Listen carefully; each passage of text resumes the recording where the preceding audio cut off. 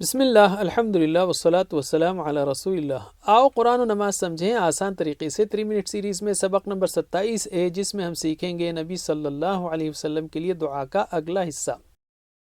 اللہم بارک علی محمد وعلی آل محمد، اے اللہ برکت نازل فرما محمد صلی اللہ علیہ وسلم پر، محمد صلی اللہ علیہ وسلم کی آل پر۔ اللہم اے اللہ بارک برکت نازل فرما، جیسے ہم کہتے ہیں عید مبارک، یعنی یہ عید برکتوں والی ہو، اس لیے بارک کا معنی ہوگا برکت نازل فرما، علی محمد محمد صلی اللہ علیہ وسلم پر، وعلی آل محمد اور محمد کی آل پر صلی اللہ علیہ وسلم۔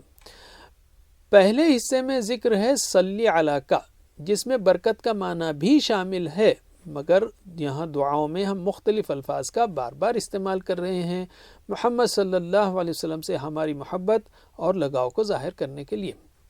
برکت کا مطلب ہے نعمتوں کا تسلسل رہنا، اس میں اضافہ ہونا اور ان کا ہمیشہ رہنا۔ اعمال میں برکت کا معنی ہے ان کا قبول ہونا اور اللہ کی طرف سے بہترین اجر و ثواب کا ملنا۔ خاندان میں برکت کا مطلب ہے اس کی نشو و نما جاری رہے، خوشحالی رہے، پھیلاؤ ہوتا رہے اور وہ نسلوں تک باقی رہے۔ برکت کی دعا محمد صلی اللہ علیہ وسلم کے اہل و عیال کے لیے بھی ہے اور ان کی اتباع کرنے والوں کے لیے بھی، کیونکہ آل کا مطلب ہے اہل و عیال اور اتباع کرنے والے۔ ہم کہیں گے اے اللہ ہمیں بھی محمد صلی اللہ علیہ وسلم کی سچی اتباع کرنے والا بنا دے۔ کما بارکت علی ابراہیم وعلی آل ابراہیم، کما یا کا کے معنی ہیں جیسے، بارکتا تو نے برکت بھیجی۔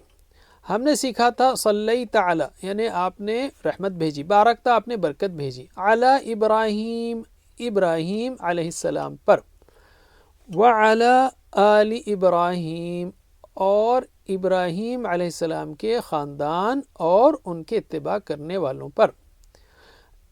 انکا حمید مجید، بے شک تو ہے تعریف کے قابل بزرگی والا۔ انکا بے شک تو، یقیناً تو، حمد یعنی تعریف، حمید تعریف کے قابل، مجد یعنی بزرگی بڑائی، مجید یعنی بزرگی والا۔ انکا حمید مجید، بے شک تو ہے تعریف کے قابل بزرگی والا۔ محمد صلی اللہ علیہ وسلم کی نصیحتوں کو یاد کریے ان کے لیے دعا کرتے وقت۔ مثال کے طور پر قرآن کے متعلق آپ نے کہا پہنچا دو میری طرف سے، اگرچہ وہ ایک ہی آیت کیوں نہ ہو۔ ہم اسے کیسے پہنچا سکتے ہیں دوسروں تک اگر ہم خود اسے نہ سمجھیں؟ تو ابھی کے لیے اتنا ہی کافی۔ جزاکم اللہ خیر، والسلام علیکم ورحمۃ اللہ وبرکاتہ۔